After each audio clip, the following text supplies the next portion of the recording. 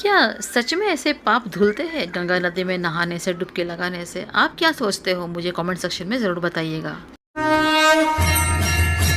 ओ हो भाई, महाकुंभ जाने की क्या जरूरत, हम तो यहीं पर प्रभु जी का मुख देखकर ही धन्य धन्य हो गए। द्वारका में प्रभु जी की जो मूर्त है ना, देख के ही सारा टेंशन, सारा स्ट्रेस, सारी चिंताएं गायब। हजारों सवाल करेगी ये जिंदगी, बस इतना समझ लेना, जो मेरे ठाकुर जी चाहे वही ठीक।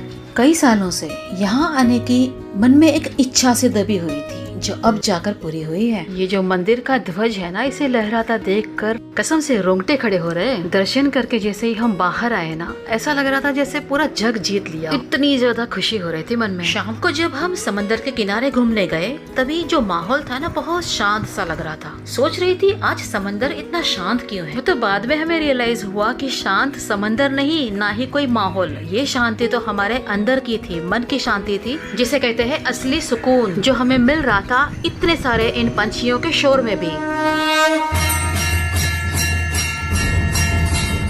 Hello guys, foodie web cook and travel में आप सभी का स्वागत है। भारत के गुजरात राज्य में बसी हुई द्वारका नगरी, जो हिंदू धर्म के मुख्य 4 धाम यात्रा स्थलों में से एक माना जाता है, जिसके बारे में आज हम बात करेंगे। देश के किसी भी कोने से बाय फ्लाइट हम द्वारका जा सकते हैं। इसके लिए राजकोट एयरपोर्ट या तो फिर जामनगर एयरपोर्ट से हमें आगे जाना होगा बाय ट्रेन। तो द्वारका के लिए हमने ट्रैवल किया था बाय ट्रेन, और ये है गुजरात का प्यारा सा द्वारका रेलवे स्टेशन। 16 घंटे ट्रेन में बिताने के बावजूद भी जरा भी थकान नहीं थी। इनफैक्ट बिल्कुल फ्रेश लग रहा था हमें।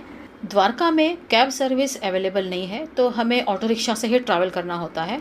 रहने के लिए यहाँ पर कई सारी अच्छी अच्छी धर्मशालाएं अवेलेबल है। हम चाहते थे कि धर्मशाला ऐसी होनी चाहिए जो द्वारका रेलवे स्टेशन से भी और द्वारकाधीश टेम्पल से भी बिल्कुल नजदीक के डिस्टेंस पर आया हो, और रहने के साथ साथ खाने पीने की सुविधा भी हमें वहीं पर मिल जाए, कहीं जाना ना पड़े। तो गूगल पर बहुत सारा एक्सप्लोर करने के बाद यात्राधाम.com से हमने ये वाली धर्मशाला बुक करवाई थी, जिसका नाम है गायत्री शांतिवन। गूगल पर ये धर्मशाला गायत्री शक्तिपीठ के नाम से रजिस्टर्ड है। बहुत बड़ी जगह है और मेन मतलब सी फेसिंग है, तो बहुत सुंदर। ये सारे फोटोज हमने गूगल पर देखे थे और रिव्यूज़ और रेट्स भी अच्छे थे, तो हमने यहाँ पर बुक करवाया। कुछ इंपॉर्टेंट डॉक्यूमेंट सबमिट करने के बाद में वेरिफिकेशन होते ही हमें हमारे रूम की चाबी दी गई। रूम में एंटर होते ही लेफ्ट साइड में आता है एक बड़ा सा हाइजीनिक वॉशरूम, 24 घंटे गर्म पानी की सुविधा के साथ। हर तरह की सुख सुविधाओं से भरपूर है ये रूम। सोफा है, एक डबल बेड है, एसी है, टीवी है, इवन डाइनिंग टेबल भी है। तो जो भैया है वो हमारा लगेज ऊपर लेकर आए, वो हमें बता रहे हैं एसी के कुछ रिमोट के जो ऑप्शंस के बारे में हमें बता रहे हैं। बालकनी देखते ही मैं तो घुस गई बालकनी में। देखिएगा इस कितनी बड़ी ज्यादा सुंदर सी बालकनी है, और सामने देखिए व्यू,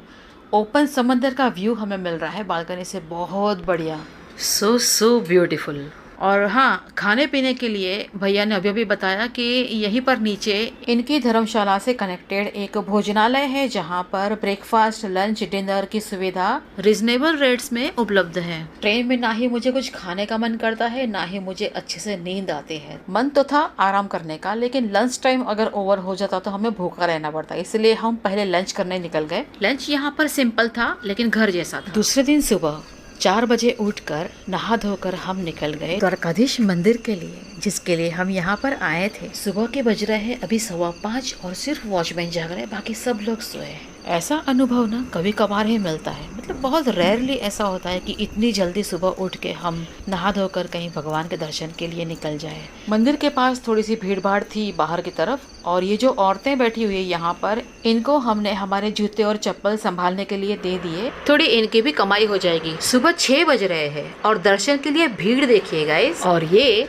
सुबह सुबह मिल गए सुंदर से ठाकुर जी के, द्वारकाधीश के दर्शन। हमें बहुत सुंदर और प्यारा सा मंदिर है। अंदर दूसरे भी कई सारे छोटे छोटे मंदिर है, लेकिन फोटोग्राफी यहाँ पर अलाउड नहीं है। पूरे मंदिर में अंदर की तरफ घूमकर पीछे के दरवाजे से हम बाहर निकले हैं, और ये बैक साइड का व्यू है। तो मंदिर के बैक साइड से जो रास्ता निकलता है, उस पूरे रास्ते पर ये बड़ा सा मार्केट यहाँ पर बना हुआ है। सुबह सुबह देखिए गाइस, सारे की सारी दुकानें यहाँ पर खुल गई है। प्रसाद की कई सारी दुकानें हैं यहाँ पर। ठाकुर जी के छोटे छोटे सुंदर क्यूट से वस्त्र और आभूषण यहाँ पर मिलते हैं। लेडीज के लिए, जेंट्स के लिए, बच्चों के लिए हर तरह के accessories, purse, wallet, bags, imitation jewellery, चूड़ियाँ। और फिर गुजरात में पॉपुलर है कॉटन बांधनी और कॉटन के ड्रेस मटेरियल, वो भी यहाँ पर मिलते हैं। रंग बिरंगी कॉटन बांधनी के सुंदर जो दुपट्टे रहते हैं उसके लिए तो स्पेशल कॉर्नर यहाँ पर है। शॉपिंग लवर्स के लिए बहुत अच्छा ऑप्शन है। और इस तरफ कुछ सीढ़ियाँ नीचे की तरफ उतर के है गोमती घाट।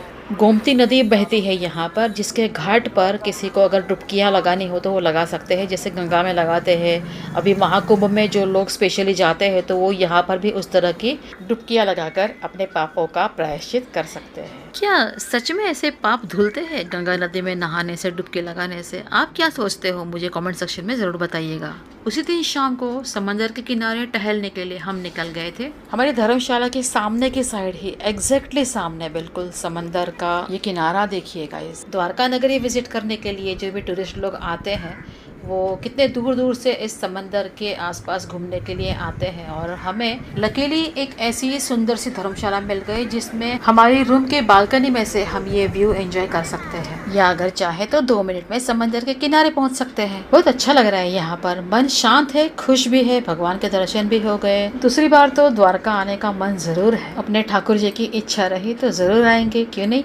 जब हम समंदर घूमते घूमते हुए आगे बढ़ रहे थे तो एक छोटा सा मंदिर है यहाँ पर, आपने देखा होगा। और कुछ सीढ़ियाँ उतरकर हम इस तरफ आए हैं और सामने की साइड देखिए कितनी सारी पवन चक्की है यहाँ पर। कितना सुंदर प्यारा सा नज़ारा है ये। समंदर की लहरों को यूं देखते रहना मुझे इतना ज़्यादा पसंद है ना, घंटों बीत जाए लेकिन मुझे यहाँ से उठने का मन नहीं होगा। मेरी तरह इन लहरों को देखते रहना किसको पसंद है मुझे कमेंट सेक्शन में ज़रूर बताना। इन लहरों को देखते हुए हम तो बिल्कुल खो से गए थे। और यहाँ देखिए, इन पंछियों की चहचहाट ने हमें इनकी तरफ देखने के लिए तो मजबूर ही कर दिया। देखिए कितने सारे प्यारे प्यारे बर्ड्स हैं, सफेद सफेद, बिल्कुल क्यूट से। भव्य भी अपनी फोटोग्राफी करने में बिजी था। ये है ही इतने प्यारे के सारा काम छोड़कर कोई भी यहाँ पर दौड़ा चला है। पहले तो हम चौंक गए, इतने सारे, मतलब हम जब यहाँ आए थे तभी इतने बर्ड्स नहीं थे यहाँ पर। और कुछ देर के बाद में यहाँ पर इतने सारे पंछी एक साथ इकट्ठा हो गए। हमें लगा पता नहीं क्या हो गया इनको। कई बार ऐसा भी हम देखते हैं कि इनमें से कोई एक आध पंछी को कुछ इश्यू हो जाए, बीमार पड़ जाए या उससे भी ज्यादा कुछ हो जाए ना, तो सारे पंछी एक साथ एक ही जगह पर इकट्ठा हो जाते हैं। तो इसलिए हम सोच में पड़ गए। हम देख ही रहे थे कि क्या हुआ। तो इतने में हमने देखा कि कुछ लोग यहाँ पर ना कुछ दाने डाल रहे थे इन्हें खाने के लिए। तो चेक करने पर पता चला कि यहीं पर किनारे पर एक शॉप थी, वहाँ से हम खरीद कर दाने इन्हें डाल सकते हैं। तो हमें भी मन कर गया इन्हें खिलाने का, तो वहाँ से दाने लेकर फिर हमने भी इन्हें खिलाया। बहुत अच्छा लगा गाइस, बहुत खुशी मिलती है मन को। और कुछ दूर वापस चलकर हम रिटर्न आ रहे थे तो ये देखिए भव्य का काम तो चालू हो गया शूटिंग करने का। मैं भी थोड़ा सा शूट कर लेती हूँ, सोचा सनसेट होने को है, ये मौका मैं कैसे छोड़ सकती थी। और वो देखिए मंदिर कितना सुंदर लग रहा है यहाँ से। सब लोग अपनी अपनी तरह से समंदर के किनारे पर अपना वक्त बिता रहे थे। इस प्यारे से सुंदर माहौल में हर एक पल को खुशी से दिल से जी रहे थे।